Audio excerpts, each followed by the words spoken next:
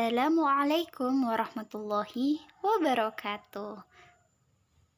Innal hamdalillah nahmaduhu wa nasta'inu wa nastaghfiruhu wa na'udzu billahi min syururi anfusina wa min sayyiati a'malina may yahdihillahu fala mudhillalah wa may yudhlil fala hadiyalah. Raditu billahi rabba wa bil islami dina wa bi Muhammadin nabiyya wa rasul sallallahu alaihi wasallam. A'udzu billahi minasyaitonir rajim. Bismillahirrahmanirrahim. Rabbi shrahli sadri wa yassirli amri wahlul 'uqdatam min lisani yafqahu qawli. Rabbana wa ba'ats fihim rasulan minhum yatlu 'alaihim ayatik wa yu'allimuhumul kitaba wal hikmata wa yuzakkihim innaka antal azizul hakim. Apa kabar semua? Semoga selalu sehat dan dilindungi oleh Allah Subhanahu wa taala.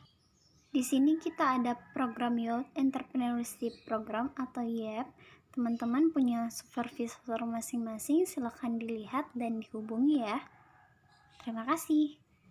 Dalam Quran Surah Ar-Ra'd ayat 3, dan dialah Tuhan yang membentangkan bumi dan menjadikan gunung-gunung dan sungai-sungai padanya, dan menjadikan padanya semua buah-buahan berpasang-pasang. Allah menutup malam kepada siang, sesungguhnya pada yang demikian itu terdapat tanda-tanda kebesaran Allah bagi kaum yang memikirkan. Sering melihat foto ini, namanya adalah Carlos Linnaeus.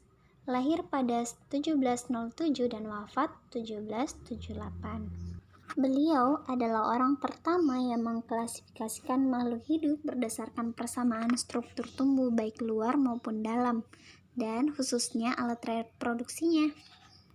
Tadi kita sudah membahas mengenai penemu, sekarang kita lanjut klasifikasi makhluk hidup. Klasifikasi makhluk hidup adalah cara pengelompokan atau penggolongan dan pemberian nama makhluk hidup berdasarkan persamaan, perbedaan, manfaat, ciri morfologi dan anatomi, serta ciri biokimia yang dimiliki oleh makhluk tersebut. Adapun tujuan kita untuk mempelajari klasifikasi makhluk hidup diantaranya mengelompokkan makhluk hidup berdasarkan ciri persamaan yang dimiliki, mendeskripsikan ciri suatu jenis makhluk hidup untuk membedakannya dengan makhluk hidup pada jenis lainnya. Yang ketiga, menyederhanakan objek studi.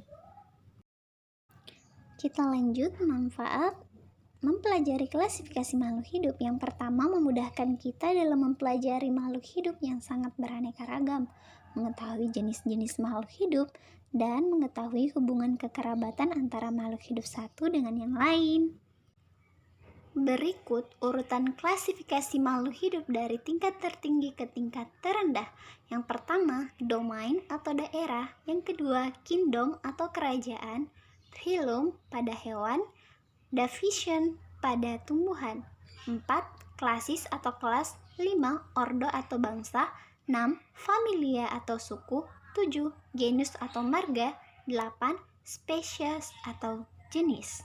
Untuk lebih lanjut bisa dilihat seperti gambar di samping. Saat ini perkembangan klasifikasi untuk makhluk hidup dibagi menjadi beberapa klasifikasi. Yang pertama, klasifikasi 2 kingdom yang terdiri dari kingdom plant atau tumbuhan dan kingdom animalia atau hewan. Selanjutnya, klasifikasi 3 kingdom yang terdiri dari kingdom plantae atau tumbuhan, kingdom fungi yaitu jamur, kingdom animalia atau hewan. Selanjutnya, klasifikasi 4 kingdom yang terdiri dari kingdom animalia, kingdom plantae, kingdom fungi, dan kingdom monera. Lanjut, klasifikasi 5 kingdom yang terdiri dari animalia, plantae, protista, kingdom fungi, dan kingdom monera. Next, ada klasifikasi 6 kingdom. Apa-apa aja sih? Nah, yang pertama ada kingdom fungi, kingdom animalia, kingdom plantae, kingdom monera, kingdom protista, dan kingdom virus. Kita lanjut masing-masing cirinya. Kingdom plantae atau dunia tumbuhan memiliki ciri khusus, yaitu makhluk hidup bersel banyak disebut multiseluler dan bersifat eukariotik, atau sel-selnya dilindungi oleh dinding yang terbuat dari bahan selulosa. Yang kedua yaitu mempunyai klorofil yang bersifat autotrof. Autotrof itu adalah sel yang membuat makanannya sendiri melalui proses fotosintesis. Yang ketiga, tumbuh dan berkembang biak secara seksual maupun aseksual.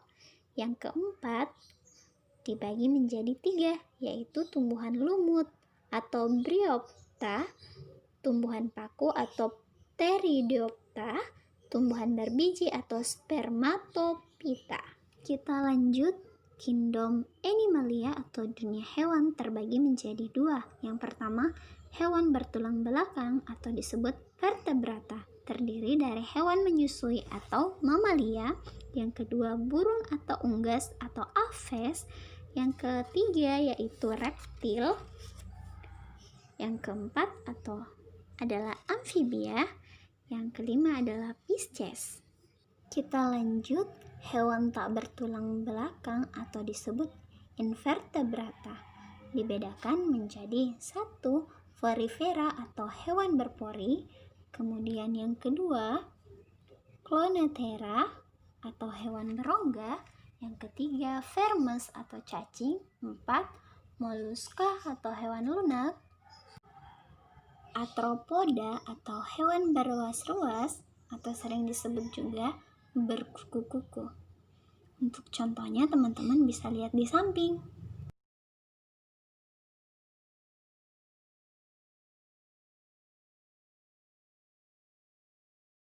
Kita lanjut, kingdom Monera.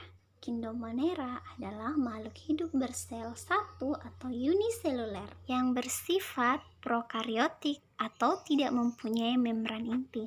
Adapun sebagian besar Monera bersifat heterotrof atau tidak dapat membuat makanannya sendiri. Berbeda halnya dengan kingdom Protista. Kingdom Protista adalah makhluk hidup bersel satu atau disebut uniseluler, dan ada juga yang bersel banyak disebut multiseluler. Sederhana yang bersifat eukariotik. Dengan kata lain, inti selnya dilindungi oleh selaput atau membran inti. Kita beralih ke kingdom jamur atau sering disebut fungi. Kingdom jamur bersifat eukariotik atau inti selnya dilindungi oleh dinding sel yang tersusun dari zat kitin.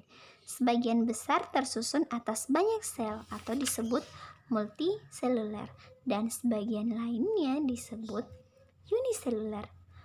Dan ada satu hal lagi, yaitu tidak mempunyai klorofil sehingga bersifat heterotrof.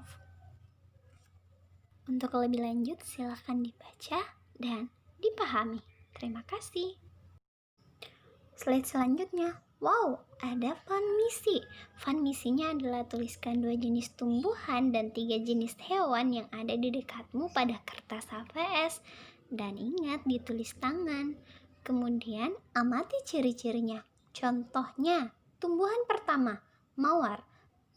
Ciri-cirinya terdapat duri, daun berwarna hijau, pada bunga terdapat kelopak, dan seterusnya. Sekian untuk pembelajaran hari ini. Syukron, jazakumullahu khair, dan mari kita mengucapkan hamdalah, alhamdulillahi rabbil alamin. Sampai ketemu di pertemuan selanjutnya. Wassalamualaikum warahmatullahi wabarakatuh.